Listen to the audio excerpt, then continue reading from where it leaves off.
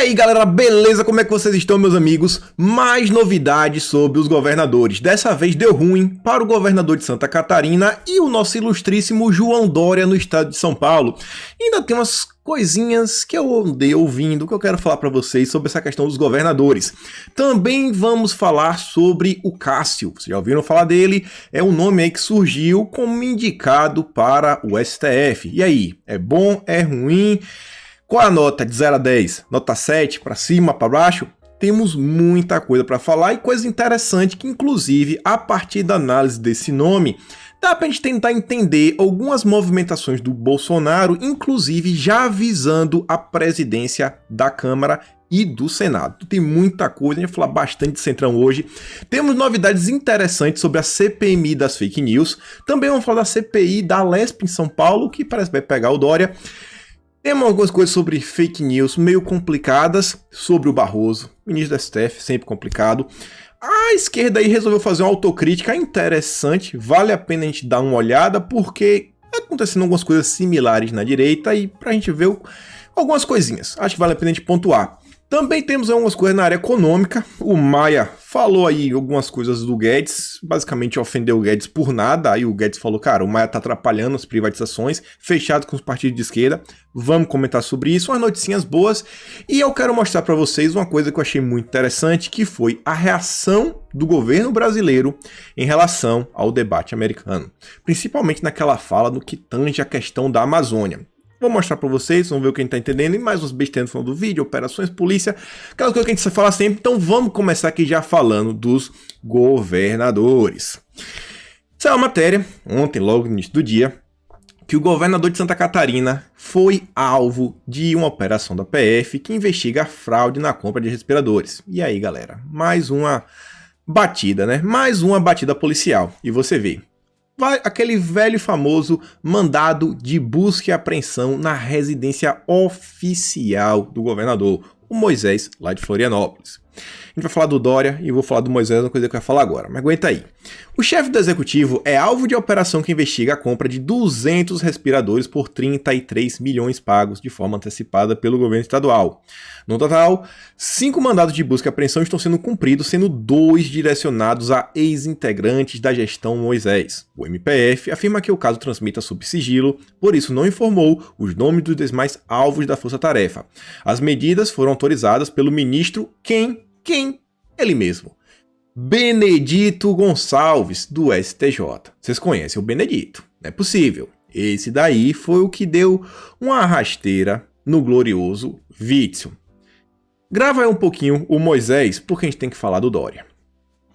Os deputados paulistas, eles aprovaram aí uma CPI para investigar umas coisinhas estranhas e eles vão investigar uma compra de 3.000 respiradores fabricados na China. Moisés ali é outro esquema. Vem ali já uma desenrolada, questão da PF, da PGR. Dória aqui, a priori, tem uma CPI. Só que nessa semana em Brasília também teve em Brasília, no Pará, foi em vários estados. A gente teve uma operação que inclusive bateu em São Paulo. Vocês viram lá. Houve a Polícia Civil, Ministério Público. E aí, olhem só. Essa CPI da Lesp em São Paulo, olha isso daqui. Convocou ninguém menos do que o presidente da Invest São Paulo por compra de respiradores.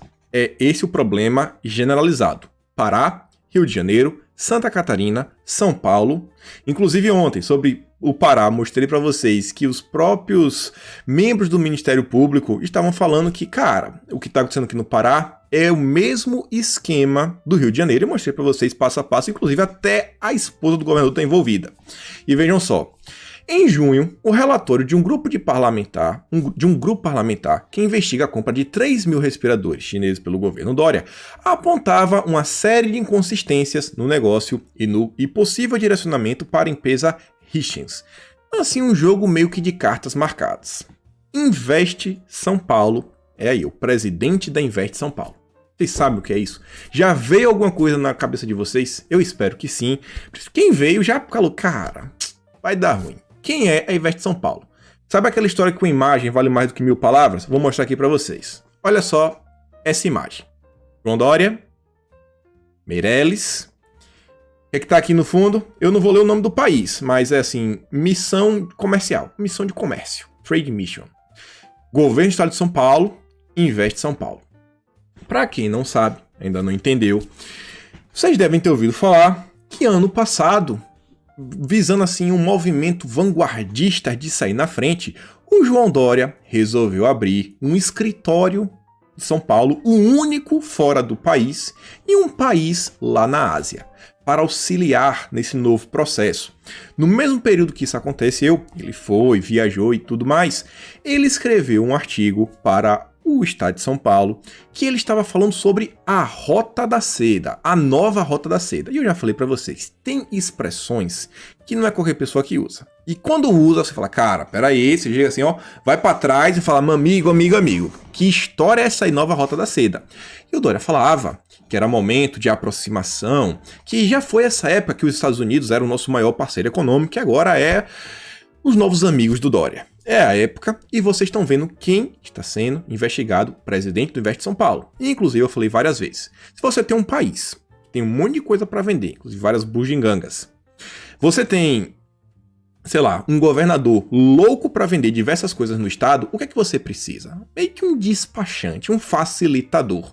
O que melhor do que isso, do que um escritório avançado lá, com certeza tem alguém que fala português, mandarim, cantonês, depende da região, traduz tudo, com equipe de contadores, despachantes, pessoas para trabalhar com questões cambiais, sabe? Transformar, sei lá, a moeda deles para real brasileiro ou dólar, realizar o pagamento que seja. Então, vocês estão vendo que as investigações estão avançando.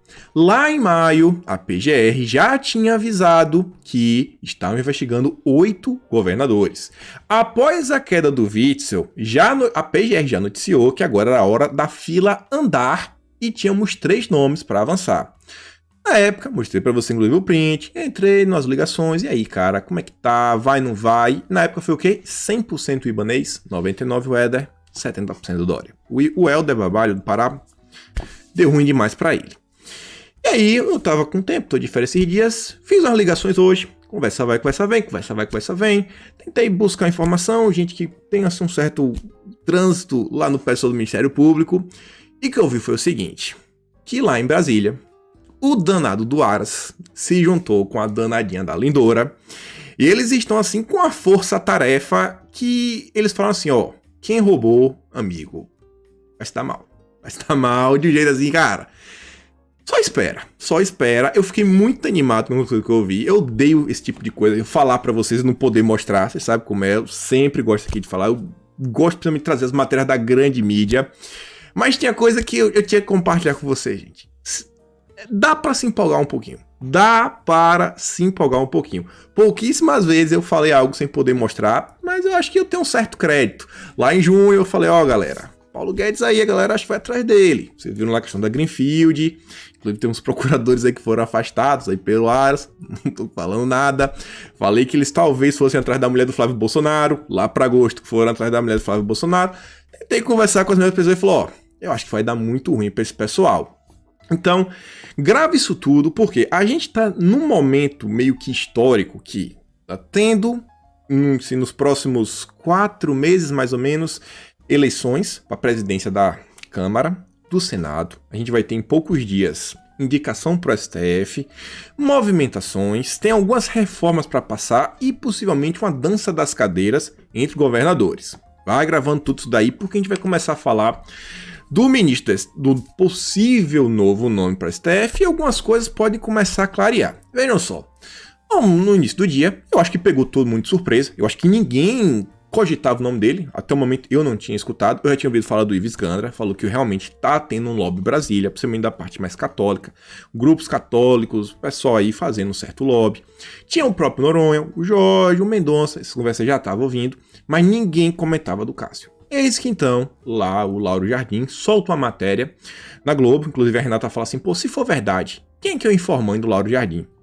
Às vezes pode ser as próprias pessoas que estavam na reunião, não só foi Bolsonaro que contou isso, alguém descobriu, não foi um vazamento interno. Rolou uma reuniãozinha na casa de Gilmar Mendes e Bolsonaro estava com algumas pessoas que vale a pena de comentar. Mas vejam só, quem é o Cássio? Muita gente falou várias coisas complicadíssimas sobre ele. As pessoas falando, ó, talvez não seja tão ruim assim, ele não só é só defeitos, tem alguns pontos positivos ou não, e aí ficou aquela, é verdade ou não é, verdade ou não é, verdade ou não é, e aí só a matéria do Conjur, que vale a pena comentar essa matéria porque ele diz o seguinte, ó, a informação inicialmente foi divulgada pelo Lauro Jardim e foi confirmada pela Conjur. Questões envolvendo Ministério Público, Justiça, STF, STJ, o Conjur tem uma certa credibilidade por um motivo. Esqueci o sobrenome do cara agora, o sobrenome do cara é Márcio, é um senhorzinho, até luta karatê, já tem tempo. É um cara que tem bastante trânsito no mundo jurídico e tem fontes. Algo que, infelizmente, a direita ainda não tem, sabe? Você poder pegar seu telefone e ligar para Dilma Mendes. Inclusive, o pessoal diz que quem quiser fazer lobby, indicações e coisa, diz que o próprio Márcio aí do Conjur é um cara que tem até acesso a pessoas do STF, muita gente vai até ele sondar nomes, sabe? E aí, o que tu acha desse nome? Apresenta, vê se ele faz assim um quebra-gelo com esse pessoal, se fazia muito isso em governos passados, então ele confirmou, depois do antagonista resultou mais matéria, então realmente o nome foi cogitado, mas não foi assim, ele vai ser, tem muita coisa ainda acontecendo, mas vejam só, saiu a matéria já no antagonista. O pessoal já começou a trazer vários podres dele, já começou a puxar coisa da irmã, da esposa dele, que a esposa dele tá loteada no senador do PP, que era do Podemos. A irmã dele já foi advogada aí pra Itaipava, aí já falaram que Itaipava lavava dinheiro da Odebrecht, aí junta todo mundo. Então, isso aqui é interessante porque, da mesma forma que é o Cássio, independente de quem aparecer, pode ser Jesus Cristo, a mídia vai achar um problema de reclamar. Ele é santo? Não é. Mas já só pra gente ver. Vai ser, sabe, escrutinada a vida do indicado.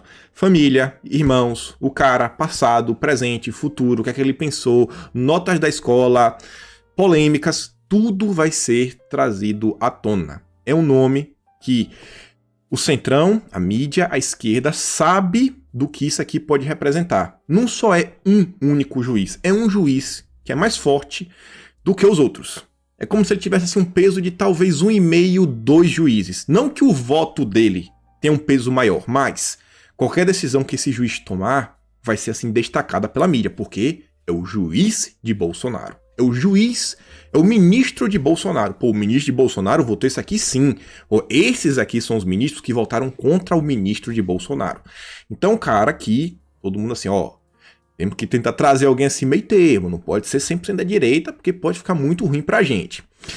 Então, saiu a matéria lá no Conjur, mais algumas coisas, mostrar aqui pra vocês uns pontos complicados, uns pontos talvez positivos, pra gente entender um pouco mais sobre esse nome. Então vejam só. A principal característica do Cássio é a discrição, o que é algo a priori interessante. A gente já viu aí que é complicado ministros espalhafatosos que querem estar o tempo todo na mídia, e a gente vai falar do Barroso hoje. E aí fala que seus pares consideram que ele tem densidade técnica e tem demonstrado coragem em decisões firmes, que se destacam pela fundamentação jurídica sólida. Então, pelo menos a priori, se indica que não vai ter problema da questão do notório saber jurídico. Aí vem que em entrevista ao Anuário da Justiça Federal em 2019, sobressaíram-se outras marcas registradas do desembargador. Produtividade, proferindo mais de 600 decisões por dia, e a defesa da implementação de novas técnicas de gestão e informatização. Então, talvez pode ser interessante. O STF brasileiro não é igual ao internacionalmente, que julga 80, 100 casos por ano. Eu mostrei para vocês que, se eu não me engano, esse ano, foi no último censo, na verdade, não lembro quando foi o último censo, foram mais de 90 mil ações em um único ano. Então, um cara aí que realmente saiba ser produtivo pode ser interessante, a depender do jeito que ele for, né? Se for decisões ruins, é complicado. E aí, posicionamentos. Ele, por exemplo, defendeu na época lá que o pessoal tá falando de segunda instância, ele defendeu que sim, que a possibilidade de ser preso após segunda instância. O STF derrubou isso. Então, a priori é algo que flerta com interesse popular, mas nem tudo são flores. Muitas pessoas saíram assim, pactear algumas coisas, quis trazer aqui 3 perfis, 2 que são deputados federais e o Leandro Ruschel. O Leandro Ruschel falou assim uma coisa mais simples, não foi uma questão de crítica. O Daniel diz o seguinte: a nomeação de Cássio Nunes não será de forma alguma positiva para o plano de suprimir a esquerda e seu plano globalista. Temos nomes conservadores e que estão na nossa esteira do desemparelhamento. No momento, sugeriria Rogério Greco. Não conheço o Greco. O Paulo Eduardo Martins diz o seguinte: o senhor Cássio Nunes não corresponde às necessidades do Brasil, pois segue o padrão atual da corte, que tem sido epicentro de nossa instabilidade política. Um jurista de carreira densa, conservador e discreto é o que precisamos. Isso o senhor Nunes não é. Espero que o presidente repense. O Leandro Rusch fez um apelo que muitas pessoas fizeram, que foi conservador no Supremo já, um ao topo do Twitter, pedindo para o juiz realmente de linhas mais conservadoras. Eu vou dar uma certa opinião ao final de tudo, mas vamos olhar aqui mais algumas coisas. Conexão Política, eu achei que fez uma matéria assim bem honesta, colocou coisas interessantes, colocou alguns pontos positivos, os negativos tem aqui basicamente no título. Ele estava envolvido na questão das decisões de liberação de lagosta para o STF, mas tem uma justificativa, porque falava que o valor final do orçamento era menor do que o previsto e tipo, foi quem derrubou a decisão, foi um juiz de primeira mais baixo e ele é contra juiz de primeira instância interferir em decisões de pessoas maiores, que isso aí, por exemplo, poderia impactar quando Bolsonaro fala uma coisa, vem um juiz de primeira instância e derruba a decisão do próprio Bolsonaro. Algumas coisinhas. Então, ele tá nisso daí, ele tem o apoio do Centrão, pode ser bom, pode ser ruim, depende. Agora tem umas coisas estranhas, por exemplo, ele foi favorável à questão do Cesare Battisti. Isso daí é meio complicado mesmo. Ele foi contra a deportação dele, falou, não sou a favor que ele seja deportado. Ele é amigo do Wellington Dias, governador aí do Piauí. Vocês viram que tem umas coisas estranhas, envolvendo até dinheiro do Fundeb, da mulher dele. E aí ele fala com esse perfil do Cássio. Aí eu quero mostrar algumas coisas, né? Hoje ele tem 48 anos, o que significa que caso ele assumisse, ele poderia ficar quase 27 anos lá no Supremo. Então seria muito tempo. Se for um nome bom, ótimo, teremos 27 anos aí, sem muitas preocupações. Caso sua indicação seja confirmada, ele poderá passar 27 anos como ministro, levando em conta a regra da aposentadoria compulsória atual. No direito, é considerado um garantista. Há quem classifique o juiz como um conservador moderado, com perfil técnico discreto e visão humanista. Não é um conservador moderado. O magistrado já fez declarações favoráveis à prisão após segunda instância, prega uma postura mais minimalística do judiciário e defende celeridade da justiça. Ele, contudo, é simpático à ideia de criação de novos tribunais regionais federais e aumento do número de desembargadores e servidores. A justificativa dele é o seguinte, que basicamente hoje temos a mesma quantidade de servidores que tínhamos há 30 anos atrás. Ao mesmo tempo que hoje também a gente tem mais pessoas, mas também temos mais tecnologia. Então é aquela coisa, e aí, até que ponto isso é bom, ruim? Aumenta o custo, sim, porque, se a pessoa ganha muito dinheiro, se você contratar mais gente, é mais custo para os cofres públicos, mas às vezes pode precisar, burocratizar, é uma questão mais complicada, não é uma palavra sim ou não. No TRF1, ele é desembargador de lá, é visto como um dos magistrados mais produtivos, já chegou a proferir cerca de 600 decisões por dia. E aí a Sarita falou algumas coisas, olhem só. Sabe aqueles juízes de primeira instância que vivem proferindo decisões contra ações do Poder Executivo, contra Bolsonaro? Então, o Cássio, ele entende que isso usurpa a prerrogativa da administração pública de avaliar a conveniência dos próprios atos. Foi com base nesse entendimento que ele liberou a licitação do STF. Ele chama atenção para o fato de que o valor do lance mínimo da compra de R$ 463 mil foi bem inferior ao previsto e só será pago quando os serviços forem executados. Os serviços só serão oferecidos se houver demanda, não estão de posição dos ministros. No despacho, ele diz que a competência para julgar o assunto seria, na verdade, a 8ª Vara Federal, onde uma primeira ação popular contra a licitação havia sido aberta e, por esse motivo, a decisão da primeira vara não tem validade. Não é o pior do mundo. Ele ainda não foi escolhido. Então, não é aquelas coisas. Não é tão... no final das contas, é lagosta, cara. Mas é 400 mil. Beleza, é menos do que eu esperado, mas ainda é 400. Então, aquela coisa. Será que é o nota 7? 7 pra cima, 7 pra baixo. E aí, 0 a 10. 10 não é, beleza. 1 também não é. Qual é a nota desse cara? A Sarina traz algumas informações interessantes. Aqui tá meio cortado, mas diz que ele é um cara que a priori tem resistência a avançar com a pauta do aborto, ele não é a favor disso. Até ler o que ela falou, ainda não está decidido. É a favor de plano de segunda instância, ele é contra o aborto, contra o proselitismo jurídico, conhece Bolsonaro desde os tempos de deputado, já proferiu decisões contra os ativismos pró-Maduro e ambiental e a favor do direito religioso de testemunhas de Jeová. Então, talvez nota 7.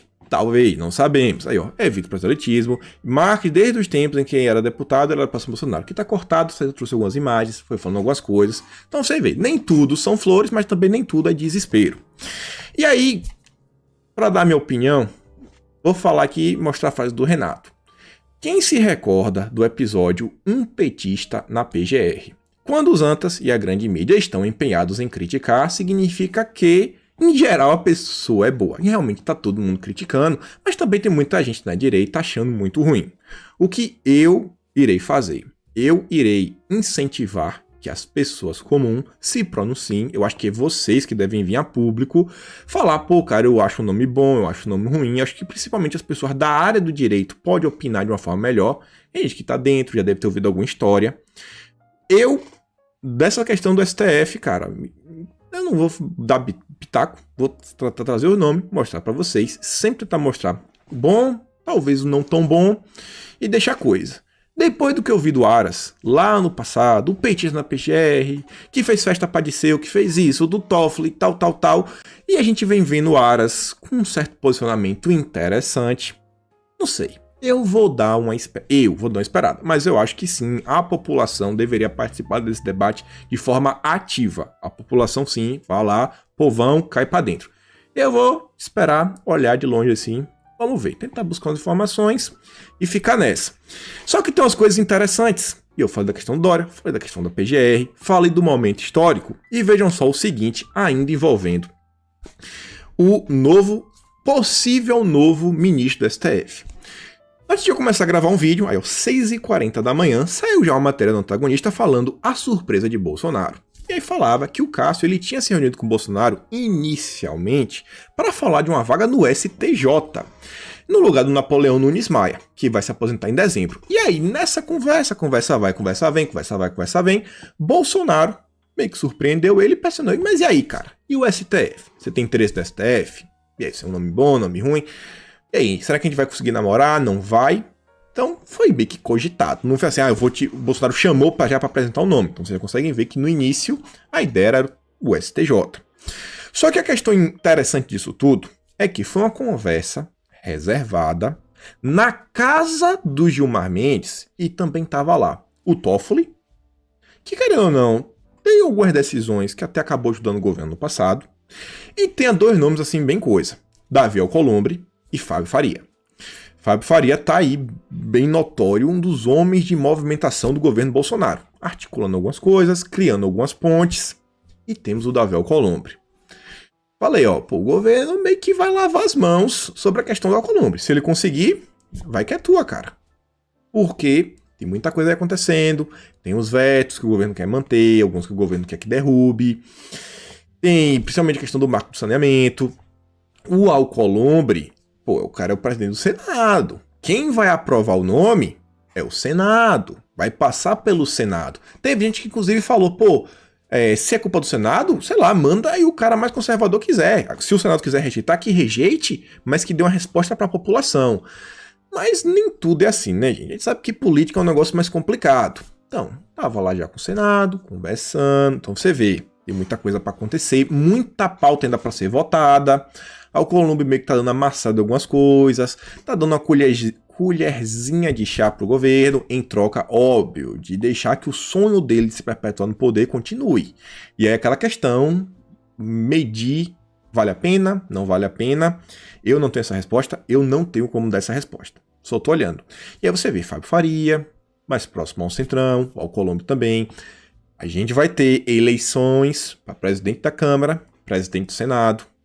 Pode ser também a mesma coisa. Por exemplo, talvez, Alcolumbre é ruim, é horrível. Quem que o governo vai apoiar? O pessoal do Muda Centro. O Alcolumbre é o cara ruim. Mas ele não é assim. Ele não quer derrubar Bolsonaro. Ele só é um cara horrível.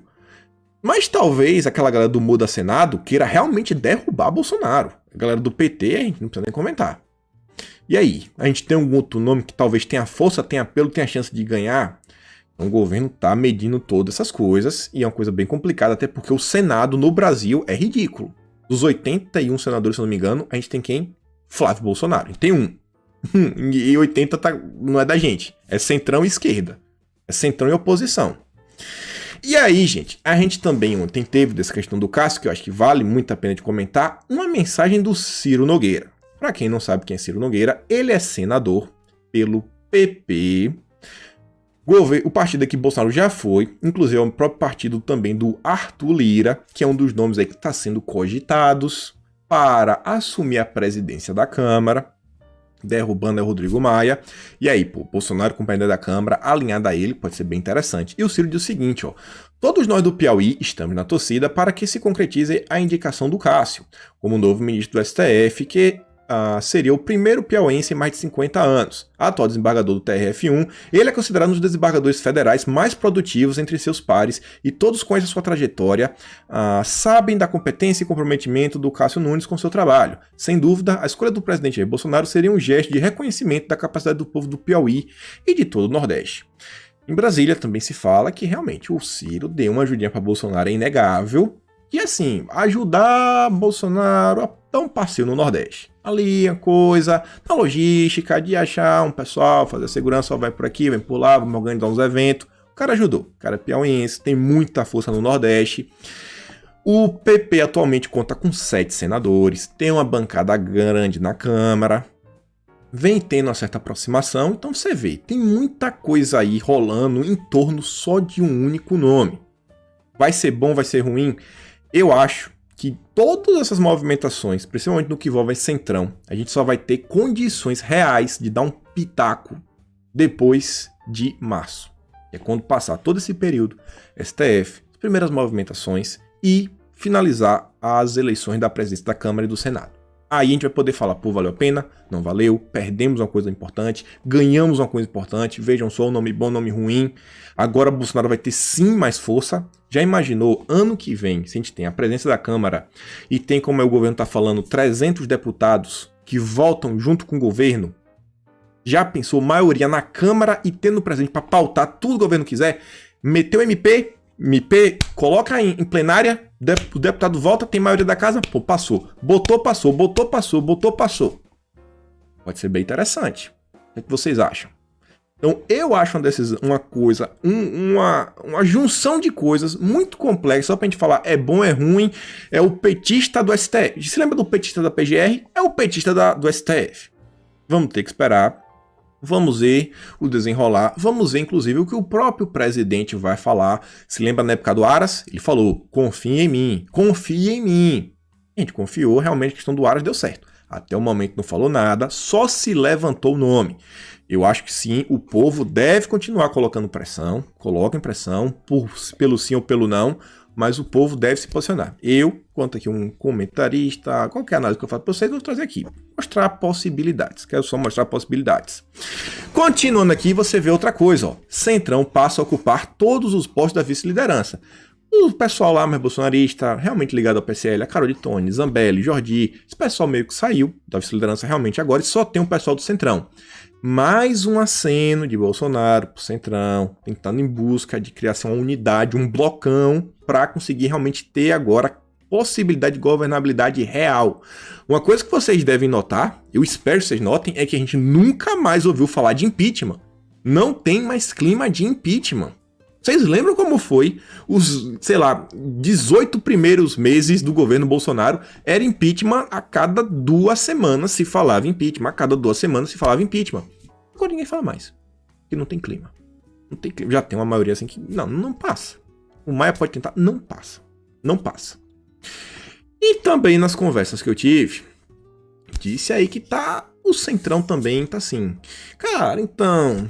Sabe a Segov do Ramos, também da Casa Civil? Será que não tem uma possibilidade de a gente negociar, Bolsonaro? Não, porque... Como é, né? Veja aí se não tem como. E eu vi, o pessoal de Brasil falou que tá assim, tá tendo uma 10... Assim, o DEM tá saindo, veja como foi o início do governo Bolsonaro. Foi Rodrigo Maia do DEM, Alcolumbre do DEM, tinha o Mandetta que era do DEM, Ônibus Lorenzon do DEM, tinha Osmar Terra, tinha muita gente que era ligada ao DEM, tô tendo dúvida agora se Osmar Terra era do DEM. Muita gente que era do DEM, foi saindo, tá tendo a mudança, traz os militares, não tá tendo certos embates. Então tem muita coisa acontecendo, Continuando aqui para dar uma notícia interessantíssima, que também tá nesse pacote, o possível fim da CPMI das fake news. E aqui você vê, ó, Ainda sobre o clima de fim do ano legislativo, vale registrar que a CPMI das fake news não voltará a funcionar neste ano e talvez nunca mais. O presidente do colegiado, Ângelo Coronel, tentou sem sucesso reativar os trabalhos durante a pandemia, mas o Davi Alcolumbre fez cara de paisagem. Será que tá no pacote?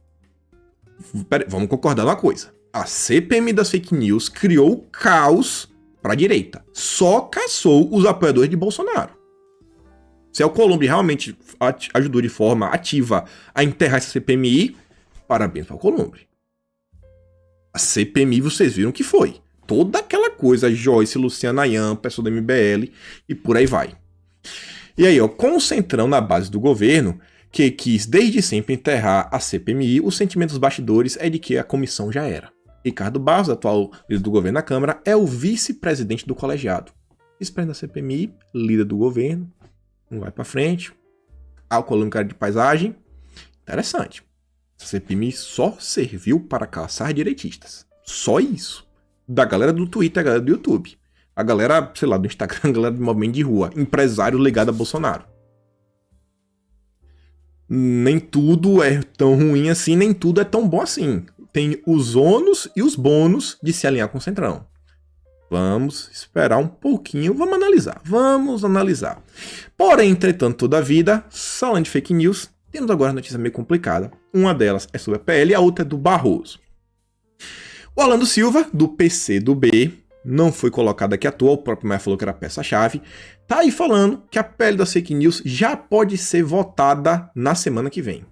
Vejam só, na semana que vem. E aí diz, né, que ele diz, afirmou que a proposta deve ser votada pela casa na próxima semana. O texto já passou pelo Senado, no entanto, terá pontos alterados pelos deputados. Abre aspas para ele. A minha impressão é de que esse texto vai ser votado na semana que vem, na próxima quarta-feira. Eu acredito que é o mais provável que nós façamos a votação na próxima quarta-feira. Disse ele em live promovida pela Coalizão Direitos na Rede. Então, quarta-feira, gente. Se for mesmo, eu fico preocupado porque eu não estou vendo nem um único deputado da direita se pronunciando sobre isso. Nem um único. Se falou que talvez fossem derrubar alguns vetos do marco de saneamento essa semana, aí Carla Zambelli se moveu. Sendo que a própria Carla Zambelli, eu me dei o trabalho de mandar mensagem particular para ela, acho que no dia 3 de agosto, falando, Zambelli, tem como aí começar a articular para tentar manter os vetos de Bolsonaro, marco de saneamento, conversar com a galera, deputados, não sei o quê. Tá, não, beleza, deixa comigo. Vou falar até com o Ricardo Salles, que é da área de meio ambiente, tem as coisas envolvidas. Só falar essa semana, porque iam derrubar o veto. Vai vendo. Mas vamos continuar aqui, sem reclamar. Saiu a matéria também sobre o Barroso, e esse aqui tem umas coisas complicadas e interessantes.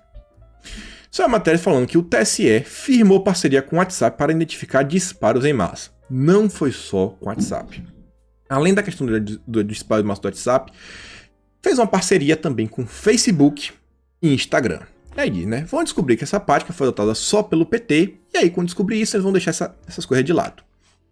E aí falava, né, que o TSE será a primeira autoridade eleitoral do mundo a ter um chatbot dentro do aplicativo que permitirá aos eleitores interagirem com o TSE diretamente pelo WhatsApp. Vai ter um canal específico.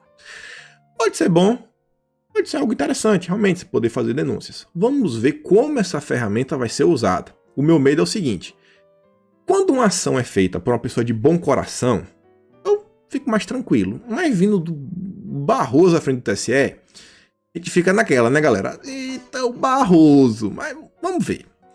E olha isso daqui. Buscamos enfrentar o que tem sido chamado de comportamentos inautênticos coordenados. O que seria isso? Uso de robôs, perfis falsos, circulação em larga escala de notícias deliberadamente falsas. E enfrentar sem criar um novo mal seria a censura. A revolução tecnológica, eu marquei essa expressão, a revolução tecnológica digital resultou nessa difusão dos computadores e no surgimento da internet. É importante impedir que as redes sociais, que têm um papel agregador, sejam utilizadas muitas vezes com maus propósitos, seja para vantagem ilícita, difamar pessoas e destruir componentes essenciais à democracia, diz Barroso. Destruir democracia. Então, uma coisa que eu já falei para vocês é que, enquanto a gente da direita vem falando sobre pautas, a gente tem na pauta que são pautas muito queridas pra gente, a gente não tem assim um certo prazo, não. Qual é o nosso plano de sociedade? Não, a gente quer criar uma sociedade que vai ser assim, assim, assim, assim, assim, lá pro ano, sei lá, de 2030, a gente quer que em 2024 a gente tenha isso aprovado e depois instaurar isso, passo a passo do que a gente quer. Um plano de criação de sociedade. Mas o Barroso tem, e isso é muito preocupante, porque ele está tentando colocar isso em prática e não é de hoje. E quase toda vez que eu falo do Barroso, eu mostro para vocês, só preciso mostrar a capa agora, né? O textinho lá do Barroso, o paper que ele fez, tá tudo lá. Ele tem um plano de como ele enxerga a sociedade, os caminhos que a sociedade deve ir, e ele escreveu, olha qual é a primeira expressão do título, Revolução Tecnológica. A Revolução Tecnológica. Revolução Tecnológica. Depois ele fala recessão democrática, que seria assim um retrocesso, uma possível destruição da democracia. Aqui, ó, destruir democracia. Então tá tudo aqui, gente. Tá tudo aqui. Os limites da lei numa mudança de mundo. Traduzindo, como mudar o mundo para a sociedade do Barroso ser implantada via judiciário. Ele quer testar os limites da lei. Então você vê, e aí ele falava várias coisas, inimigo da democracia, isso, aquilo, outro, bababá, tititi. Temos aí o Barroso. Complicadíssimo, complicadíssimo. As ações do Barroso, então aí, gente, ele tem um plano de sociedade, tá aí. Quem tiver interesse em saber, dá uma olhada. É um dos ministros mais preocupantes do STF, mais preocupantes mesmo, porque esse daí sabe onde ele quer chegar e eu garanto para vocês, não é no mundo que você sonhou para os seus filhos. Inclusive aqui o índice, mudança, aí, a crucial importância das instituições, papel ativo do STF, do TSE, para garantir eleições, por aí vai, a crise da democracia, a revolução tecnológica, alguns riscos da revolução tecnológica. O que é que ele fala? Esse movimento de computadores trouxe alguns novos problemas, esses riscos, sabe? Notícias falsas, difamação, democracia seus inimigos internos e várias coisas. Então tava tudo lá, já tá tudo lá.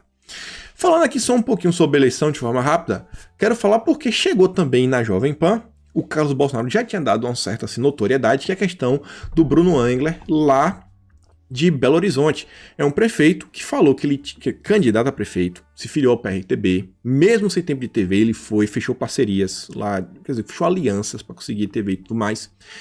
Ele tinha escolhido uma líder, e aí, de último momento, sei lá, o presidente do diretório lá da região falou, não vai ser a sua vice-presidente, vou me colocar e por aí vai. E o Bruno falou que não vai aceitar isso, e que falou, cara, e aí, o Levi Fidelix? Ele falou que conversou com você, eu quero acreditar que não falou. E aí, disse que o Bruno Engler foi em São Paulo, tentou se colocar com o Levi Fidelix, não conseguiu. Eu perguntei aí, cara, o Levi fez umas afirmações estranhas, falando que vai lançar, que pode lançar Moro como presidente, caso ele queira para 2022. Meio complicado, tá meio complicado essa questão do Levi Fidelix. Então acho que tá cada vez mais difícil olhar para esse cara como alguém que a direita possa abraçar nas eleições paulistas. Tá muito complicado mesmo. E aí uma coisa que vale a pena a gente comentar, umas notícias interessantes, é isso daqui, ó, para mostrar da briga de Paulo Guedes e Rodrigo Maia.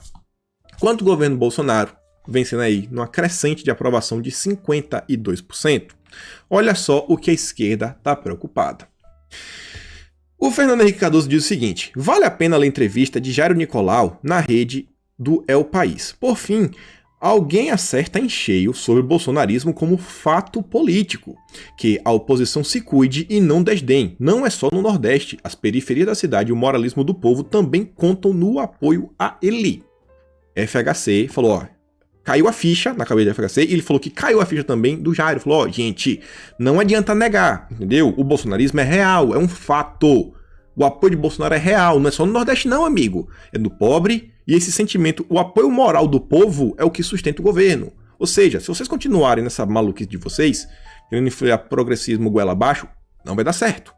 A Renata diz, ó, FHC fala sobre a força de Bolsonaro no Nordeste e nas periferias, redutos da esquerda anteriormente. Não se enganem. Ele está alertando a seus pares, pois isso é um grande perigo para o projeto de retomada de poder dos tucano-petistas. E é isso mesmo. E aí você vê, por exemplo, quando o Felipe, que é agora o novo expoente da esquerda globalista mundial, no Brasil inclusive, e o Jean Willis falando quase a mesma coisa. O Felipe diz o seguinte, é melhor que a extrema-direita vença do que alguém de esquerda que não seja do meu partido. Se não mudarem essa forma de pensar e agir, isso vai estraçalhar o Brasil. Vou ler o Joente e depois comenta.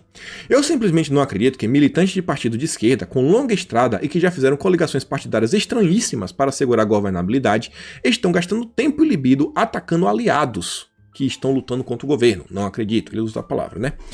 Quem me perguntam como anda a esquerda, quando me perguntam como está a esquerda no Brasil, eu digo que ela está aí, humilhada pela direita, gastando o seu tempo em ataques fratricidas, em burrice e falta de estratégia, drenando a força de seus aliados para dar aos seus inimigos. Se esse tempo e libido de boa parte da esquerda que gasta contra si mesma fossem usados apenas para enfrentar e desconstruir a direita, poderíamos ter alguma esperança nessas eleições. Vejam só, a esquerda já reconheceu que eles só não perderam ainda, ele não fala isso, mas está claro, porque eles ainda detêm os partidos políticos. Mas em termos de apoios da sociedade, eles já entenderam que a sociedade é de direita e vai votar em peso na direita.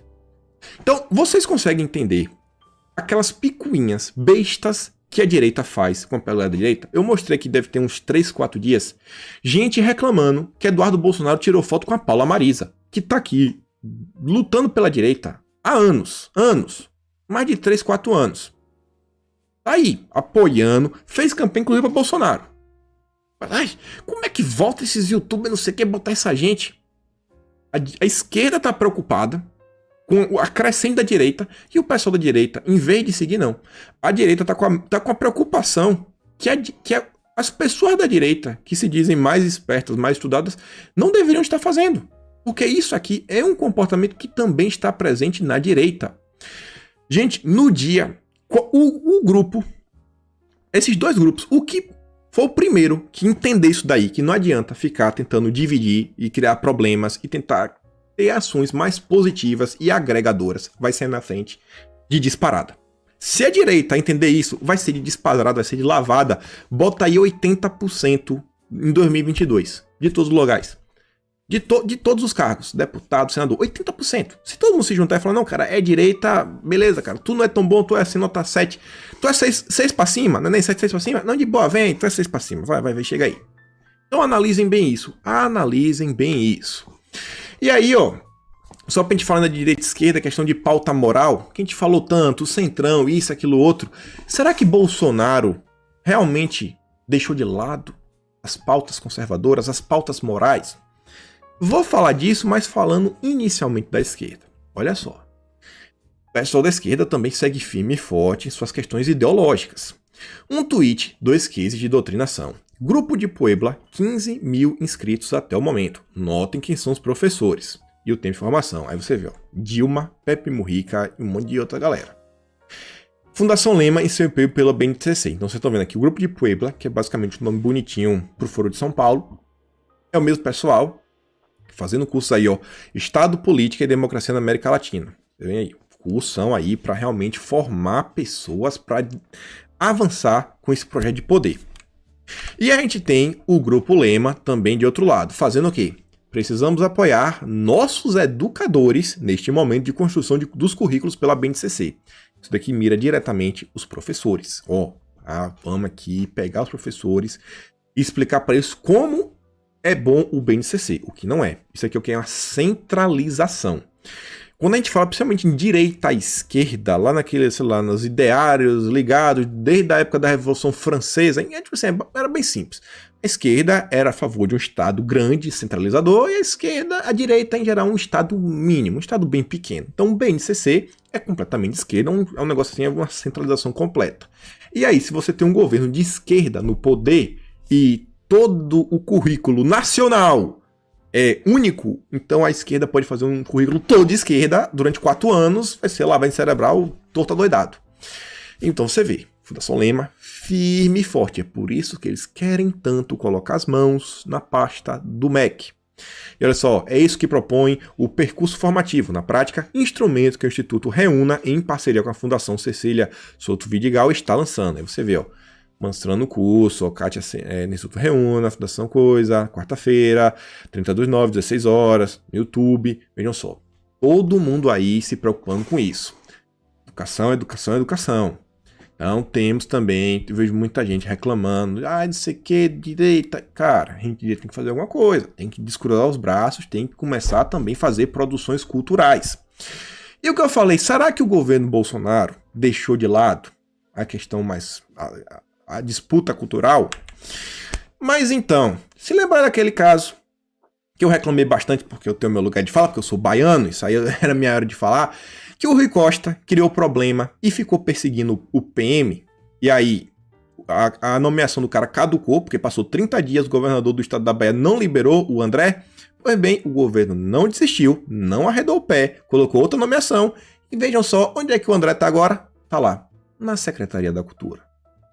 Um cara que é conhecido por ser da ala militar, por ser um PM, mas também é conhecido por ser um olavista. Então vejam só, nesse meio tempo que tá todo mundo falando Casa Civil, Segov, Centrão, STF, olha só, a pasta da cultura tá ali quietinha, onde é que o governo tá? Quanto em dinheiro e quanto em prejuízo, sabe, moral, mental, a esquerda não criou na pasta da cultura. E o que vem parecendo é que a parte da cultura tá assim, olhando bem de perto. Não, cara, aí que a gente vai dar, a gente não vai esquecer disso daqui, não. E eu ouvi umas histórias aí que talvez tenha, assim, uns débitos, uns passivos, um dinheirinho assim que talvez não prestaram conta no passado, que o pessoal já ouviu falar, e parece que vão abrir essa caixa preta. Então eu acho que o governo Bolsonaro, cara, não esqueci em momento nenhum, a gente tá vendo as movimentações com relação ao Foro de São Paulo, Venezuela, pasta da cultura não arredou o pé. Então vem coisa grande por aí. Vem coisa grande por aí. E o próprio Eduardo Bolsonaro diz, ó. No fogo alto que se forja o bom aço. A sua posse foi só a primeira batalha. Seja bem-vindo, André. Empossado hoje como secretário nacional de incentivo e fomento à cultura. Quer que eu traduza isso? Ele é um menininho. Já ouviu falar daquela tal de Lei Rouanet? Lei Rouanet. E aí o governador petista não queria deixar esse cara sentar na cadeira da Lei do Rouanet.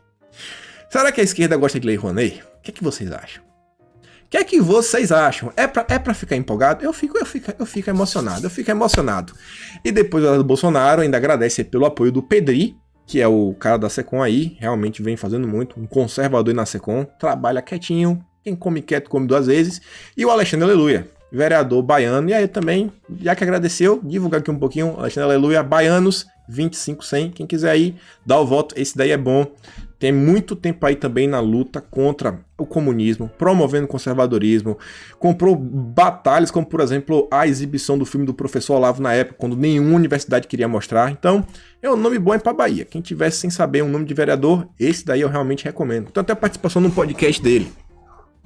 E aí, sobre ainda questões lá, você vê a aprovação de Bolsonaro crescendo, vou falar aqui até da economia, mostrando também. Vejam só o seguinte, enquanto Paulo Guedes vem tentando fazer de tudo para salvar o país, Maia falou que Guedes está desequilibrado. Não está desequilibrado, não sei o quê, porque Guedes falou umas coisas aí para Maia. E vejam só, vou ler aqui o que Maia falou. Questionado sobre as declarações de Guedes, Rodrigo Maia falou que Guedes devia assistir aí o filme A Queda. A Queda, que fala lá daquele ditadorzinho lá da Alemanha, durante a segunda batalha lá que teve nos anos 40, lembra lá? Cada tinha um bigodinho assim meio estranho. Que é o filme da queda desse cara, recomendando pra Guedes. É brincadeira um cara desse? Como é que a gente consegue aturar Rodrigo Maia? O Davi Alcolumbre perto desse cara é um santo, E por que Paulo Guedes falou o que falou e por que Maia respondeu dessa forma? Paulo Guedes tá achando muito ruim, porque realmente tem aí uma força da esquerda de impedir que as privatizações avancem. Eles não querem deixar que as privatizações avancem de jeito nenhum. Fala, cara, não vai avançar. E Maia basicamente fechou um acordo com a esquerda para realmente fazer com que isso se concretize e as privatizações não andem para frente. Então é complicado. Enquanto a gente sabe que o país tem que retomar, o Maia parece que faz de tudo para jogar contra o Brasil. E aí você vê, ó, o próprio Constantino vem para defender Guedes, ó, há boato de acordo para não pautar as privatizações. E diz, ó, vai vendo, tem gente que confia no Maia, no Botafogo. Eu confio em Guedes. We trust.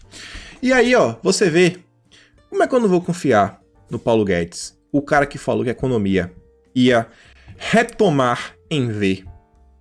Olha o que o próprio Fábio Faria diz, ó. Brasil tem segundo mês positivo consecutivo na geração de empregos. Dados do CAGED mostram que tivemos o melhor agosto em 10 anos, com a criação de mais de 250 mil novos postos de trabalho formal. Isso aqui parece um V? Beleza, aqui deu uma quebradinha. Mas parece um V ou não parece um V? Parece um V ou não parece o quê? Melhor agosto em 10 anos. Acumulado no ano ainda apresenta 850 mil negativos. Beleza, a gente perdeu muito. Vai dar uma retomada. Mas aguenta aí. Vocês viram aí que o negócio realmente foi complicado ao longo do ano. Mas o governo Bolsonaro, gente, uma coisa é certa, está fazendo de tudo, mas de tudo mesmo, para tentar fazer com que o país avance. De tudo. Tá claro, tá claro. Todas as mudanças. Inclusive, o Bolsonaro veio a público ontem falar: eu estou aberto a sugestões. Se o renda cidadã não presta, se a medida não presta, tu me diga, gente. O que é que eu preciso fazer? Eu estou disposto a abrir mão, sabe, de orgulho, qualquer coisa. Só quero que o Brasil vá pra frente. Só tô preocupado com o povo brasileiro. E aí você vê, ó, incerteza da economia cai pelo 5º mês consecutivo. Cara, o que depender do povo brasileiro, dos empresários e do governo Bolsonaro, as coisas vão andar pra frente. Agora a gente precisa de apoio também dos deputados, senadores. Alcolumbre e Maia tem que se mover. E aí você vê, ó, até quando dá ruim pros outros, dá ruim pra... assim, até nesse tempo, um período tá dando ruim pra todo mundo, o Brasil não tá se dando bem. Por quê? Porque a Argentina tá fazendo o que tá fazendo. O pessoal, inclusive, apelidou de Venezuela do Sul. Tem a Venezuela do Norte, que é a Venezuela do Sul, e agora é a Argentina. A Coca-Cola, esse símbolo máximo do capitalismo, sabe? Que se fala em capitalismo, você pensa em Coca-Cola, fechou sua fábrica na Argentina e transferiu para o Brasil. Olha quantos empregos, dinheiro que vai ser injetado na economia. Que lá tá o caos. E a gente imagina, né? Se fosse o Haddad que tivesse ganhado. E aí, uma notícia boa, antes só de a gente falar aqui do nosso último assunto, foi que no dia de ontem a Globo não perdeu. A Globo foi em 3º lugar, meus amigos. 3º lugar. Libertadores, disparado, 18,8 no SBT. Record em 2º lugar com a Fazenda. E depois veio a Globo. A Globo perde. A Globo perde e o Brasil fica feliz. O Brasil agradece a derrota da Globo. E aí, gente, uma coisa interessante que eu só queria mostrar pra vocês, não vou ficar lendo tudo, foram movimentações quase que imediatas do governo diante das manifestações aí do debate americano lá do Biden, que foi da questão da Amazônia. Felipe Martins já tinha falado que nenhum dinheiro do mundo compra a nossa soberania e liberdade, nem vem que não tem, pega teus 20 bilhões, cara, bota naquele lugarzinho. E depois falou, vale ressaltar, que a Amazônia brasileira é maior em território que toda a Europa Ocidental e abriga 25 milhões de pessoas de diferentes etnias que aspiram vidas melhores, empregos mais dignos e têm direito de buscar desenvolvimento e progresso como qualquer um de nós. Por isso, o nosso compromisso com a preservação do meio ambiente em benefício do Brasil e do mundo é indissociável do cuidado com essas pessoas e jamais permitirá que elas sejam sacrificadas no altar do ambientalismo hipócrita dos que falam muito e não fazem absolutamente nada. Veio defender. A SECOM veio, defendeu, fez uma thread interessantíssima, com dados do INPE, diversos órgãos, para falar que esse negócio da Amazônia é balela, é piada, agindo de forma, sabe, foi muito rápido, muito rápido. O próprio presidente se pronunciou, o do presidente eu vou ler, porque tem umas coisas bem interessantes, e uma repercussão internacional com a fala do presidente. Deixa eu ler o presidente e depois faço comentário. O candidato à presidência falou da questão dos 20 bilhões, o que alguns não entendem é que o Brasil mudou. Hoje, seu presidente, diferentemente da esquerda, não mais aceita subornos criminosos, demarcações ou infundadas ameaças. Nossa soberania é inegociável. Meu governo está relacionando ações sem precedentes para proteger a Amazônia. Cooperação dos Estados Unidos é bem-vinda, inclusive para projetos de investimento sustentável que crie emprego para a população amazônica, tal como venho conversando com o Trump. A cobiça de alguns países sobre a Amazônia é uma realidade. Contudo, a externação por alguém que disputa o comando de seu país sinaliza claramente abrir mão de uma convivência cordial e pacífica. Custo entender, como chefe de Estado, que reabriu plenamente a sua diplomacia com os Estados Unidos depois de décadas de governos hostis, falando do PT, tão desastrosa e gratuita delação. Rapaz, mas deu com vontade no Biden, né, infeliz? Lamentável, senhor Joey. Sob todos os aspectos, lamentável. Cara, não fala do meu país. Não fala do meu país. E depois de tudo isso, Bolsonaro pegou esses 5 postagens, traduziu para o inglês e transformou na 6ª postagem, que é a mesma coisa, mas tudo agora traduzido em inglês. Teve repercussão de jornalistas americanos falando, ó, a relação dos Estados Unidos com o Brasil é mais forte do que nunca antes foi. E o Biden parece que quer destruir. Americanos reconhecendo isso, sabe? Esse crescimento das relações Brasil-Estados Unidos. Brasil-Estados Unidos. Inclusive essa menina aí, o Eduardo Bolsonaro já fez lá, conversou, tem um certo acesso. Se conheceu na época do CIPAC, várias coisas. Você vê, né? Eduardo para essas coisas de conhecer gente, relações internacionais, o cara é bom. Eduardo é muito desenrolado para essas coisas. E aí você vê, ó, outra matéria. vou mostrar aqui, só que ela fez, perfil verificado, saiu aqui, ó, no National Interest. Vou mostrar já a tradução, ó. Meu chefe e eu publicamos esta opinião sobre as relações Estados Unidos-Brasil sob o governo Trump. Eles estão construindo uma das relações mais produtivas da região. Os Estados Unidos e o Brasil passaram de 2 décadas de perseguição de objetivos conflitantes, brigando o tempo todo, era PT, você deve lembrar, para o alinhamento ativo de agendas políticas. E agendas políticas, você sabe que vai vir muita coisa no bolo. Os críticos, muitas vezes, se fixam na forma não convencional de diplomacia de seus líderes. Realmente, Bolsonaro e Trump é pegada diferenciada. Enquanto ignoram os enormes avanços que foram feitos em menos de 2 anos, ambos os homens compartilham uma visão filosófica semelhante sobre o mundo e os valores necessários para garantir sociedades livres e abertas. Amigo, ó, sociedade livre e aberta. Veja só, reconhecendo o que é que Bolsonaro defende. Democrata, um democrata completo. E aí o Arthur fala o seguinte, ó, alguma palavra sobre a destruição da floresta da Venezuela por causa de mineração ilegal, sobre a questão aí de como o governo de Maduro, a ditadura, está envolvido nesse desastre. E aí? Da Venezuela não fala nada, né? Tá todo mundo caladinho. Ninguém fala nada. E aí, vejam só, ainda vai falar um pouco da questão da coisa. O Daniel Silveira informou que ontem ele estava na reunião com Osmater Ribiaquices e parlamentares conservadores da Colômbia, aquele país que o Mike Pompeo visitou o presidente, debatendo sobre o combate ao socialismo e narco-estado e sua tentativa de tomada hostil ideológica. Resumindo, falando do Maduro e o que pode se fazer. Assunto cara eminente que deve ser levado a sério. Então você vê, ó, nada diferente. Aí eu sou presidente do Grupo Parlamentar Brasil-Colômbia. Então vocês conseguem ver, né? Tudo o que está acontecendo. O Brasil se dedicando a isso, a esquerda americana realmente não quer ver a Venezuela cair. A esquerda americana adora o Foro de São Paulo. Lembra do Obama? Falou que Lula era o quê? Esse é o cara. O Lula é o cara. O Lula é o cara. E aí, ó, você vê, Eduardo, ele é o presidente da CREDENE, que é a Comissão de Relações Exteriores e de Defesa Nacional, lá da Câmara dos Deputados. Ele fez a nota, falando várias coisas, que ele não tem como aceitar essas falas do Biden. Tá aí, dá uma pausa, dá uma lida, eu não vou ler tudo aqui agora, só para mostrar que o Eduardo também se posicionou. E o que eu achei interessante é que eu vi Jair Bolsonaro chegar ao poder em 2019, todo embananado. Saiu a notícia dele, ele não sabia o que fazer, como desmentir, como debater, tipo assim, derrubar a narrativa. Às vezes passava um dia até o presidente se pronunciar sobre o assunto e encerrar, sabe, a discussão.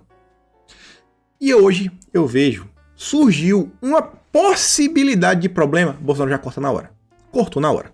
Aí vem Bolsonaro, o Ernesto se pronunciou, Felipe Martins se pronunciou, o Eduardo se posicionou, o Fábio Faria se posicionou, o Mourão falou umas coisinhas, não sei quem falou umas coisinhas, o governo todo se pronunciou, acabou o assunto, morreu. Todo mundo já falou, não tem mais o que ter dúvida, não tem mais crise, não tem mais espaço para a grande mídia ficar criando picuinha com o governo. Então, para mim, o debate aconteceu de noite. Quando foi de manhãzinha, já tinha pronunciamento de todo mundo. Ó, cara, isso aqui é absurdo. Já tinha gente indo pra Jovem Pan, já tinha gente dando entrevista em live, isso, aquilo. O governo acabou, cara. Não, essa narrativa não tem. O governo, meio chegando assim atrasado, com todos os perrengues, falta de dinheiro, de tudo.